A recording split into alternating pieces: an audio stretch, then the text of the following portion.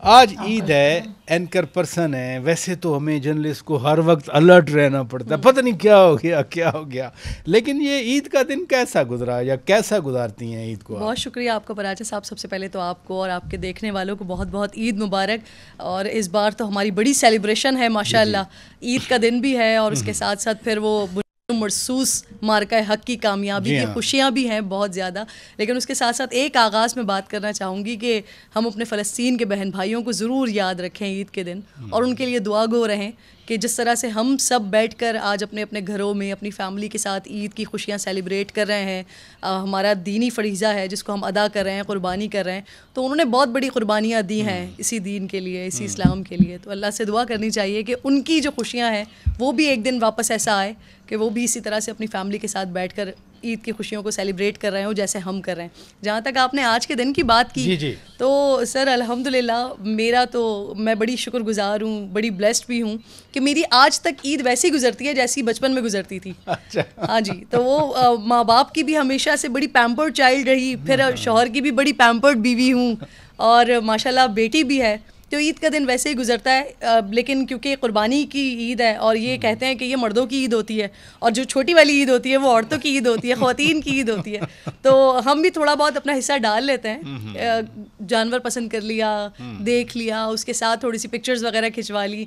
इससे ज़्यादा शायद मेरा इतना कंट्रीब्यूशन नहीं होता कि सफाइयों में और गोश्त काटने में, इन सारी चीज़ों में वक्त गुजारूँ, लेकिन हाँ दावतें उड़ाने में ज़रूर कंट्रीब्यूशन होता है। लेकिन वो गोश्त बनाने में, दावतें उड़ाने में एक एक्टिविटी है जिसमें सब, आपने बड़ा अच्छा किया, आपने फ़लस्तीनियों की बात की। छोटी ईद पे यानी ईद उल फितर पे मैंने जो पाकिस्तान में फ़लस्तीनी स्टूडेंट्स हैं जी, उनको बुलाया था, शो उनके एक्सक्लूसिव वो ईद का शो मैंने उनके साथ किया था, to as a mark of respect to their sacrifices contribute. और यकीनन वो जैसे कश्मीर के लोग कुर्बानियाँ दे रहे हैं सेकंड वर्ल्ड वार के बाद, और वैसे ही फ़लस्तीन जो है वो भी फ़लस्तीनी हमारे बहन भाई कुर्बानियाँ दे रहे हैं, और आज वैसे भी कुर्बानी का दिन है। इमरान हसन साहब इन्होंने कहा कि वो ये ज़्यादा मर्दों की ईद होती है, ज़्यादा जानवर लेना, सेलेक्ट करना, फिर कसाई के नखरे उठाना, फिर गोश्त उसको ज़ाहिर तकसीम भी करना है।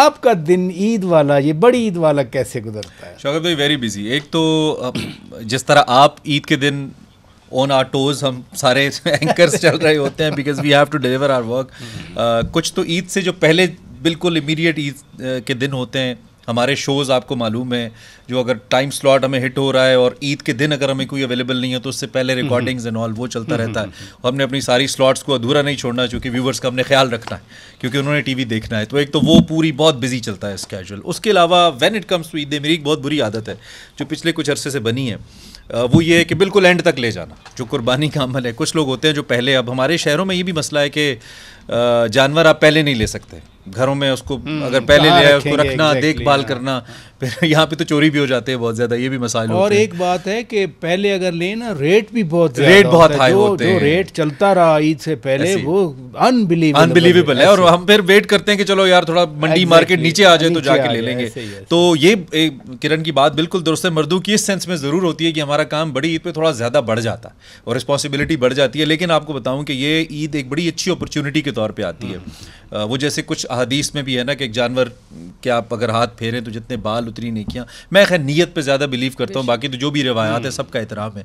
लेकिन ये है कि एक बड़ी तसल्ली होती है अगर आप अपने हाथ से कुर्बानी करें, फिर उस जानवर का गोश्त जाके किसी मुस्तहिक को दें, और वो जो एक मुस्कुराहट लोगों के जहन में आती है या लोगों के फेस पे आती है, तो ये बड़ा अच्छा एक मौका अल्लाह पाक देते हैं। और फिर उससे बढ़कर चूँकि इसमें दावतों का सिलसिला होता है तो जो गेट टुगेदर्स होते हैं वो बड़ा हेल्प करते हैं जी। भाई आ गए, बहनें आ गई, बुजुर्ग आ गए, उनके साथ बैठ के चले खाने के बहाने इकट्ठे हो गए। साल के बाद मिलते हैं जी, ऐसे इवन आप ईद पढ़ने जाएं, ईदगाह में जो लोग आएंगे, मे भी आपने पिछले साल उनको यहीं गले मिले हों।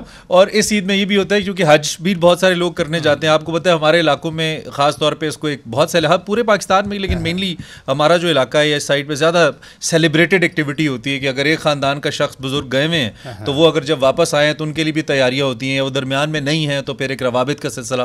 तो मुझे लगता है बड़ी अच्छी रिवायतों की ईद है, मिलना मिलाने से हट के भी बहुत सारी ऐसी चीज़ें हैं जिसका ये मौका देती है। और मुझे पर्सनली छोटी ईद से ज़्यादा बड़ी ईद की खुशी होती है, because at least I have something to do on this, कि हर कुर्बानी करनी है, कुछ करना एक्टिविटी है कि आप सारा दिन बैठे रहें, चैट करते रहे, मुबारकबादें, फिजिकल एक्टिविटी करनी है। और जैसे किरण नाथ साहिबा कह रही हैं कि फिर गोश्त मजे मजे से खाना है, वो भी तो एक एक्टिविटी। खवातीन बेचारियों का, मुझे हमारे घर की भी और जारी बात है सभी खवातीन कल्चरली उनका जो किचन के अंदर वक्त गुजरता है इस गर्मी में, इस दफ़ा तो आई गर्मी में जून में ईद रही है, तो वो भी उनके लिए भी बड़ी कहना चाहिए ना फुल मार्क्स है कि इतनी गर्मी के अंदर वो किचन में जो एक्टिविटी सबके लिए। जी, ईद